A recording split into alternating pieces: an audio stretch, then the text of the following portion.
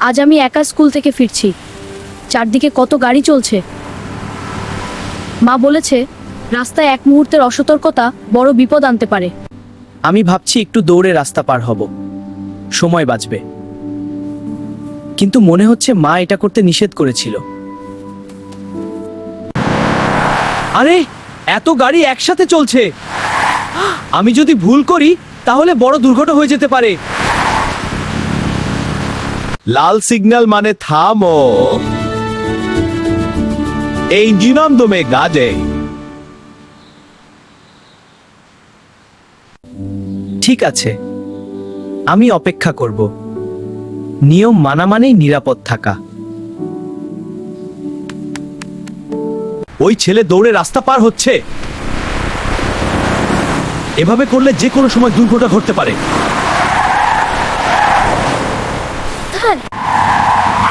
গাড়িটা প্রায় তাকে ধাক্কা দিন। একটা ভুল আর জীবন শেষ হয়ে যায়। সবসময় সাবধানে রাস্তা পার হওয়া উচিত। ড্রাইভারও কিছু করতে পারে না যদি কেউ হঠাৎ দৌড় দেয়।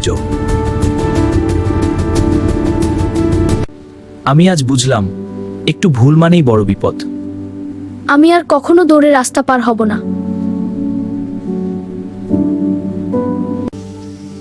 মা বলেছিল সবসময় সাবধানে চলতে।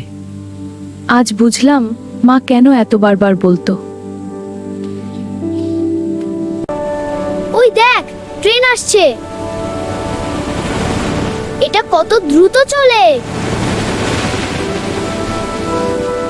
ট্রেন কখনো হঠাৎ থামে না, তাই রেল লাইন পার হওয়া সবচেয়ে বিপজ্জনক জায়গা। ধীরে পার হও, আগে দুই দিক দেখে নাও। তাড়াহুড়ো কখনো নিরাপদ নয়। আমি এখন বুঝেছি নিয়ম মানা মানেই নিজের জীবন বাঁচানো।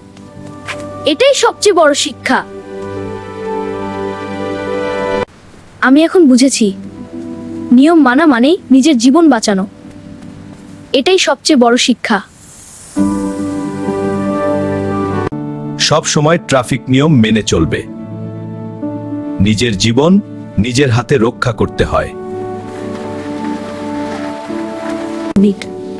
আমি আর কখনো ভুল করব না।